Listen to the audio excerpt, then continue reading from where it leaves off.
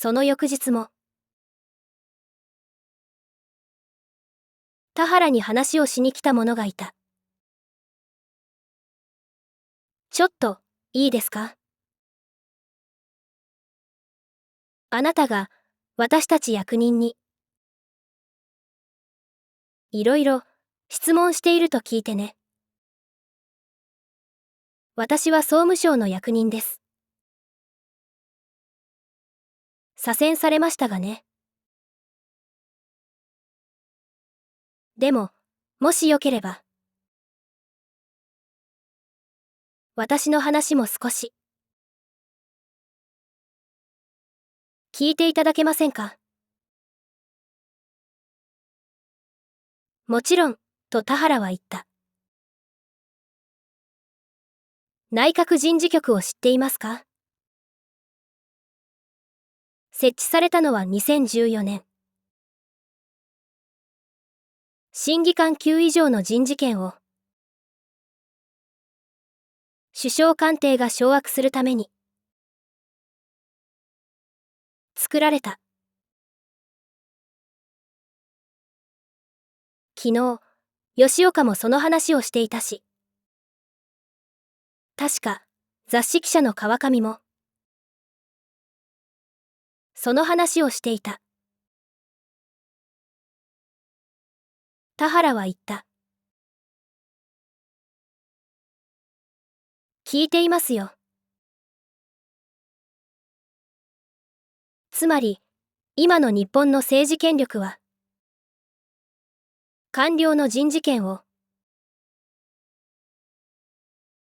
ほぼ内閣が握っている。そして総理大臣と官房長官は、自分たちに、都合の悪いことを発言する人材は、官職に追い込み、自分たちに都合のいいことを言う。提灯持ちを出世させる。と言われている。そうなれば日本の政治権力は、正しい情報を失う。情報というのは、いわば地図と同じだ。日本という国全体が、地図もなく未開の地を歩けば、いずれ国全体が破滅する。こんな問題もある。内閣人事局の根拠となった法律、国家公務員制度改革基本法は、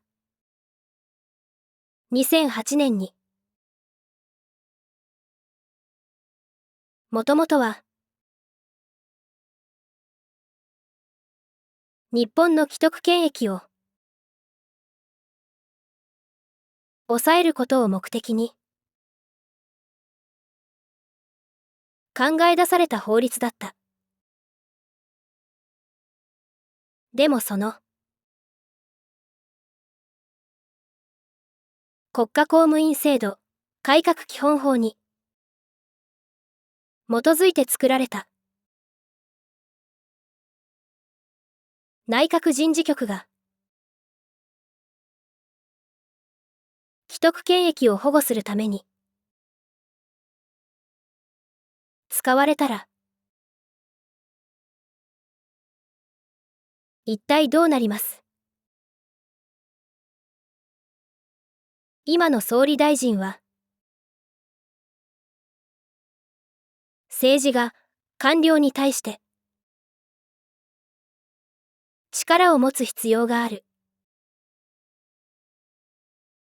そのために内閣人事局が必要だと言っている。でも政治が官僚に対して力を持たなければならないのは、官僚の天下りが、既得権益拡大の温床になっているという理由がある。天下り官僚を止めて、既得権益を抑えなければ、内閣人事局には、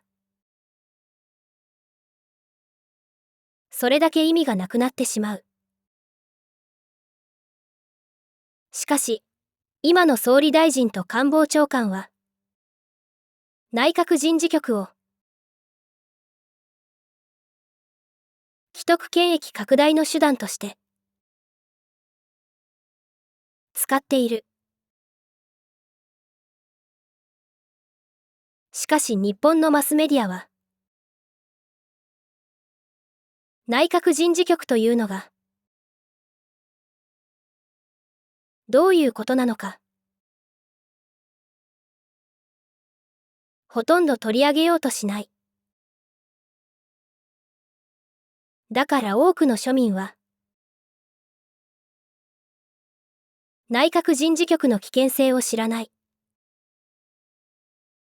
内閣人事局というのは、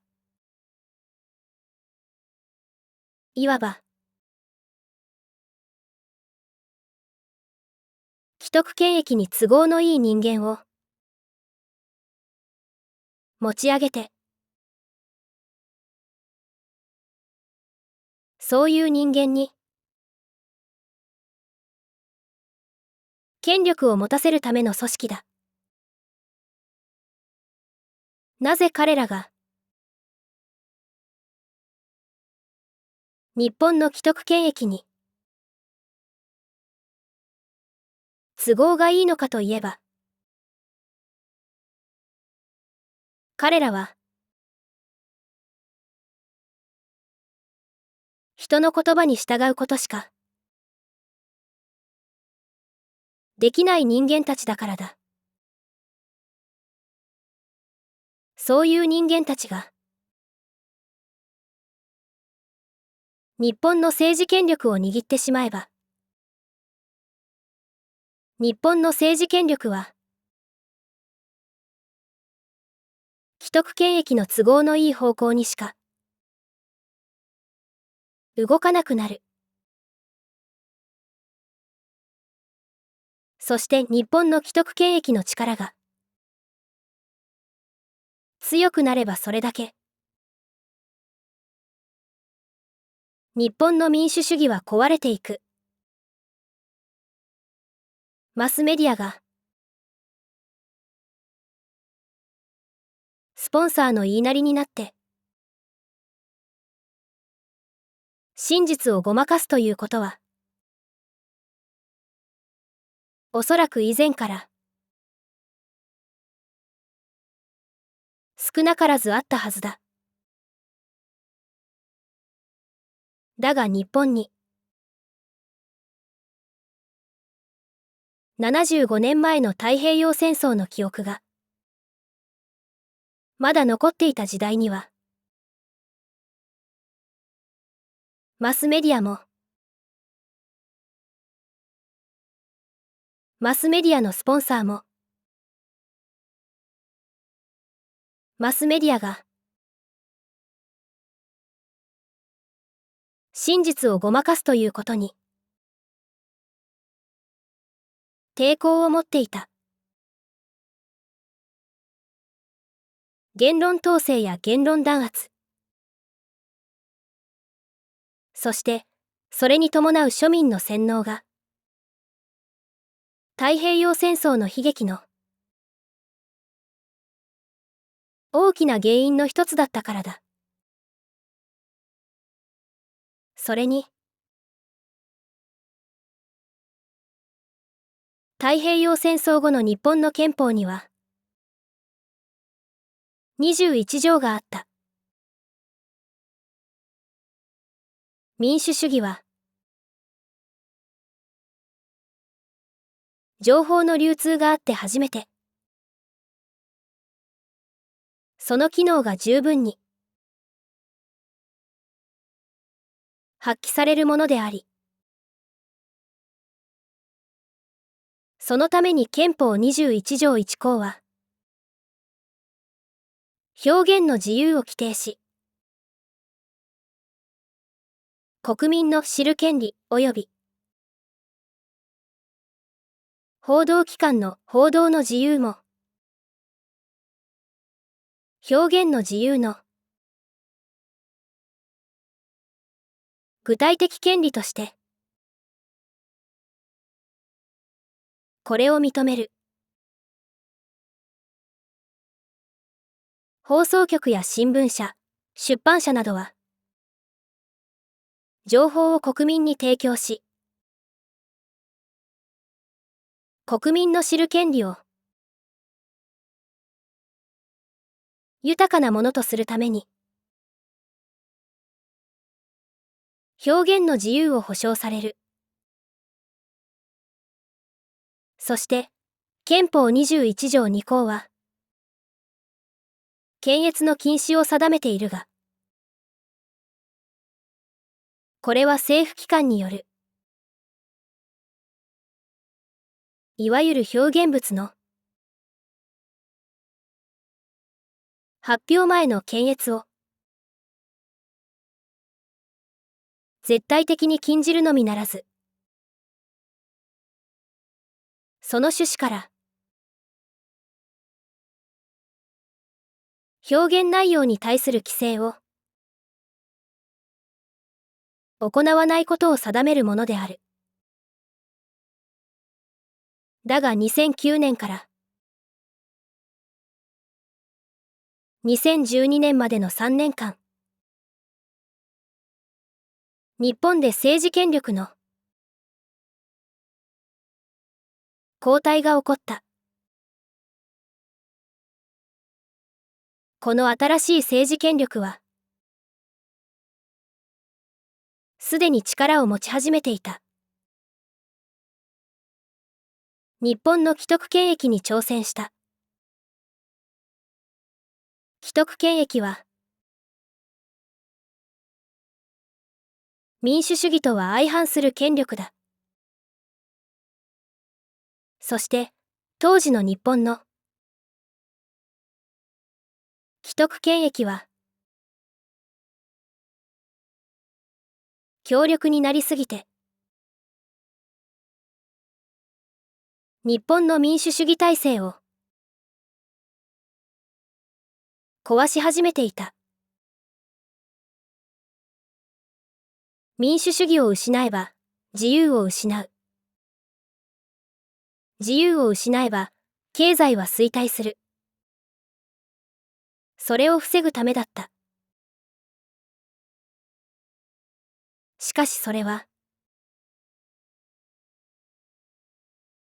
既得権益側の人間たちにとっても、実は必要なことだったはずだ。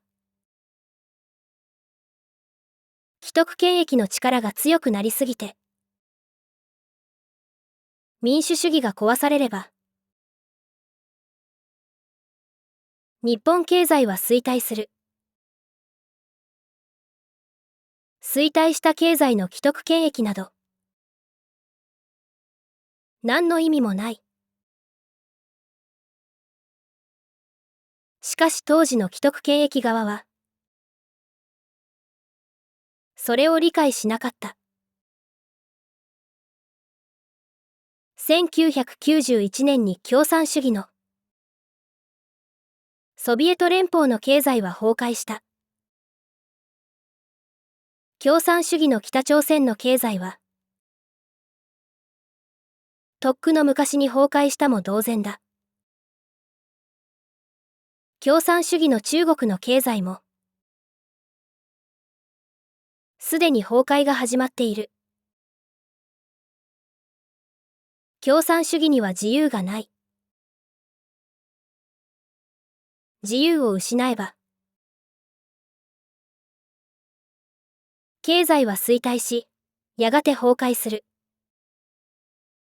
これが歴史の真実だ。しかし日本の既得権益は、それを理解しなかった。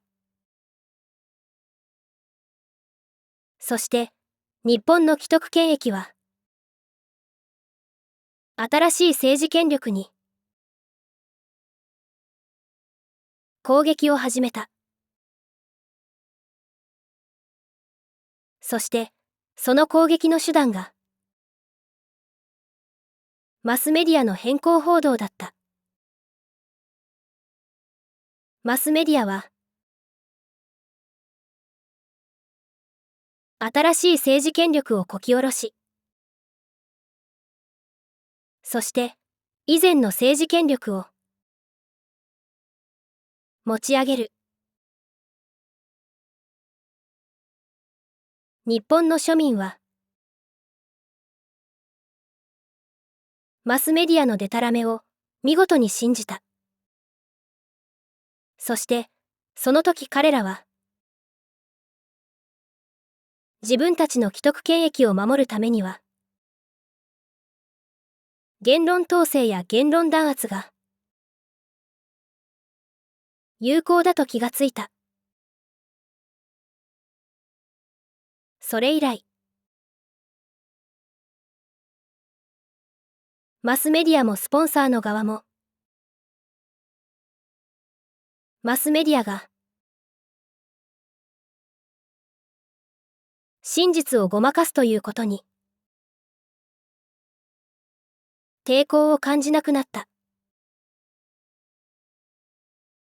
再生リスト26に続きます。